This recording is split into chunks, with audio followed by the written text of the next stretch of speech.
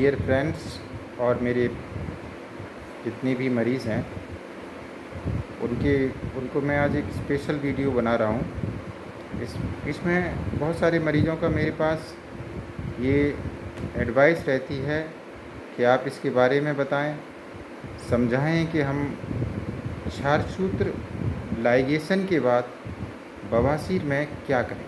मतलब अगर क्षारसूत्र विधि से हम ऑपरेशन प्रक्रिया करवाते हैं बवासीर की, तो उसमें क्या हमें बाद में सावधानी घर पे बरतनी है।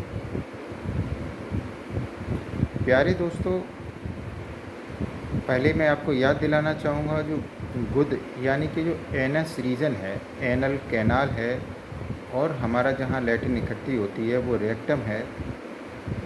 तो रेक्टम में और एनल कैनाल के लगभग आधे हिस्से में दर्द की संवेदनाएं कम रहती हैं, लेकिन एनल कैनाल के बाहरी हिस्से में यानी कि जो डिस्टल पार्ट है उसमें नर्व एंडिंग बहुत ज़्यादा रहती है, पेन सेंसेशन बहुत होते हैं। यानी कि अगर छोटी भी प्रक्रिया हो तो बहुत बड़ा दर्द महसूस होता है। और जब भी हम कोई बवासीर के मरीज़ में लाइगेशन करते हैं, बवासीर का, हीमरॉइड्स का, जो पाइल्स जिसको ज़्यादा नाम जाना जाता है, तो आप उसमें शुरुआत में जो मरीज़ को सेंसेशन होता है वो दर्द का रहता है। कोशिश करते हैं कि दर्द निवारक दवाइयाँ दी जाएं। दर्द का कारण वहाँ पर अलग अलग पैथोजेनेसिस यानी कि प्रक्रिया रहती है, लेकिन इस दर्द से निकलने के लिए मरीज़ दर्द निवारक दवा या दर्द निवारक इंजेक्शन का सहारा ले सकते हैं। कोशिश ये रहे कि जितना सहन हो आप सहन करें घर पर। और हॉट सिट्स बात यानी कि उस अवगाह पानी में बैठ के जो सिकाई की जाती है, जिसको हम हर एक मरीज़ को, प्रत्येक मरीज़ को सलाह दे के समझाते हैं, उस प्रक्रिया को ज़रूर करें। कम से कम दिन में 2 बार करें। एक बार में 15 मिनट से बैठें, 20 मिनट बैठें। ऐसे मरीज जिन्होंने खुद ही ज़्यादा समय दिया है सिकाई में यानी कि सिट्स बात लेने में, आधा घंटे तक बैठे हैं, तो उनको बहुत ज़्यादा फ़ायदा मिला है दर्द को कम करने में, उस बवासीर के आसपास की सफाई में, और वहाँ पे हमारा इन्फ्लेमेशन यानी कि सूजन को कम करने में, सराउंडिंग्स में जो हुई है, उसके किनारों पर जो हुई है, जहाँ पे हमने ऑपरेशन किया है, क्षारसूत्र विधि से सर्जिकल वर्क हुआ है। प्यारे दोस्तों, जब इस दर्द की मात्रा, जब हम रात में रहते हैं तो हमारी बॉडी शिथिलता में रहती है, इनएक्टिव फॉर्म में रहती है। वैसे में ये सेंसेशंस हमें ज़्यादा महसूस होते हैं, खासकर सुबह के समय।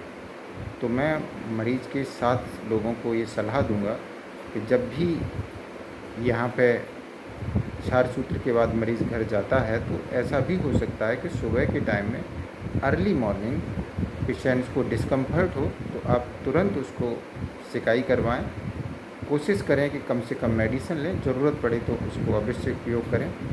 और खाने की मात्रा को मैं आप दोबारा याद दिलाना चाहूँगा, जितने पेशेंट्स हैं जिन्होंने क्षारसूत्र विधि से सर्जिकल इंटरवेंशन करवाया है, वो खाने की मात्रा प्रचुर मात्रा में लें। मैं तो मरीज़ों से एक शब्द और कहता हूँ कि पहले से ज़्यादा खाना खाने का प्रयास करें, क्योंकि आप जितना ज़्यादा खाना खाएंगे उतना ही अच्छा मल बनेगा। पानी की मात्रा बहुत ज़्यादा लें। कभी कभी हर एक मरीज़ से डिस्कस नहीं कर पाते, तो मरीज़ ऐसे भी हमें मिल जाते हैं कि जो खिचड़ी ले रहे हैं, जो हल्का भोजन ले रहे हैं, खाना ले ही नहीं रहे हैं, डर के मारे ले रहे हैं। उन्हें ये मन में आने कंसेप्ट रहता है कि कम खाना खाएंगे तो मल बनेगा, वो और ज़्यादा डिस्टर्बेंस करेगा, नेगेटिव इन्फ्लुएंस डालेगा। तो प्यारे दोस्तों और मरीज़, मैं आपसे यही कह रहा हूँ कि आप ऐसी कंडीशंस में कतई विचलित नहीं हो। बहुत बड़े अनुभव के आधार पर मैं कह रहा हूँ, खाना खाना बहुत ज़रूरी है। आप, हाँ, ये है कि जो मैंने बवासीर के परहेज़ को समझाया है, वो मेरा एक वीडियो और है इस पर जो चैनल पर पड़ा है, आप इसको सर्च कर सकते हैं कि क्या खाना ज़्यादा अच्छा रहेगा, लेकिन खाना ज़रूर मात्रा में खाएं। दूसरा ये है कि जब भी आप मल त्याग करें, थोड़ा बहुत वहाँ पे कभी कभी ब्लड भी आ सकता है, क्योंकि आसपास सराउंडिंग में जहाँ जहाँ भी वुंड रहते हैं, घाव रहते हैं, वो ऐसा एक सामान्य सी बात है ब्लड का आना, आप उसको घबराएं नहीं। और बहुत सारे मरीज़ ये भी कहते हैं कि हमने ऑपरेशन कराया, हमने क्षार सूत्र से कराया, अभी भी ब्लड आ रहा है, तो फिर फ़ायदा क्या है? तो ये केवल घाव से आ रहा है, और जब घाव भर जाएंगे तो ये दिक्कतें नहीं आएंगी।